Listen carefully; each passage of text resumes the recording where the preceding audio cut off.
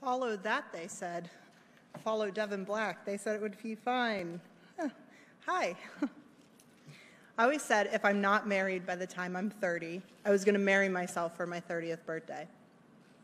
Well, a year and a half ago, I married the greatest man of all time. There's a photo. But today is my 30th birthday. And just because I'm married doesn't mean that I don't get to marry myself as well. So welcome, family, friends, and the internet. We are gathered here today to celebrate the fact that society's job descriptions don't define us and are absolute bullshit. My husband and I live very differently than most people. My husband has epilepsy. He has grand mal seizures, which means he can be in the middle of a conversation and just faceplant on the ground without any given notice or a warning. Our house is covered in cameras, not for security purposes. Every noise in our house is followed with the ceremonial, "You okay?"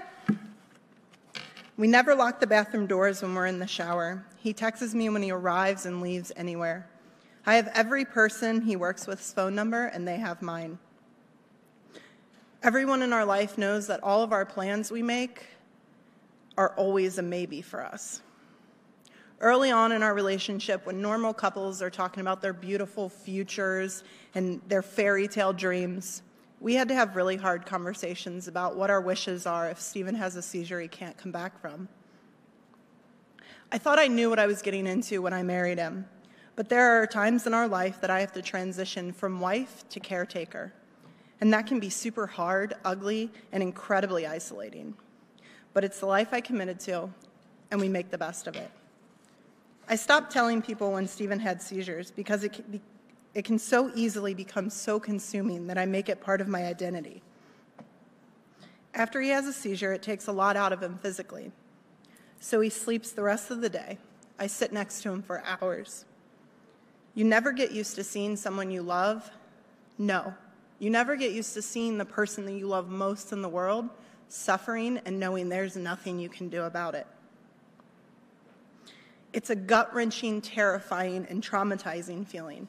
And in my mind, what was happening to him was bigger than anything in my life, so I would neglect my emotions a lot of times.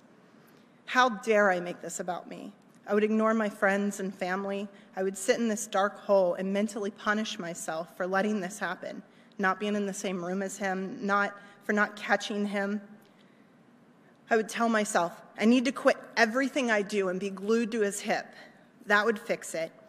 I just need to stop everything in my life and change everything about it to fix this for him. Side note, Stephen never asked this of me. I recently had a conversation with a family member about when, not if, when, Stephen and I were having children, to which I explained we weren't. Although Stephen would win Dad of the Year award every year for life, dad jokes and all, I would have to be 160% mom. I would have to make our lives set up so well that my husband would never be alone with the baby just in case he has a seizure, without him knowing that I would never let him alone with the baby. And I just don't want to work that hard in life. To which her response was, "That's incredibly lazy and selfish. That's what a wife's supposed to do." Okay. I chewed on that for a while. Am I just being lazy? Am I making excuses?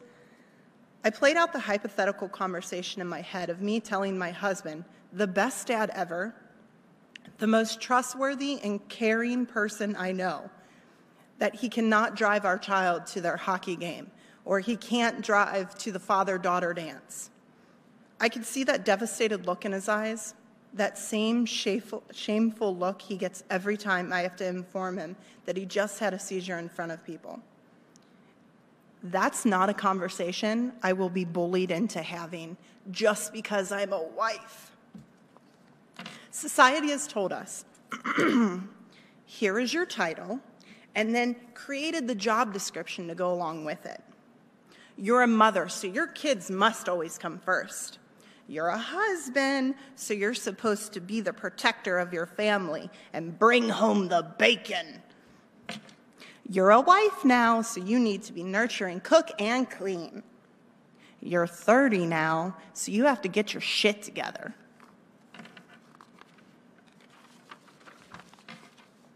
I am a wife and a caretaker, but I'm also a survivor, a friend, a mediocre grappler, a business owner, and so many other things. Your passions and interests don't go away just because you get married or you age or you have a baby. You get to decide who you are and what you want in your life.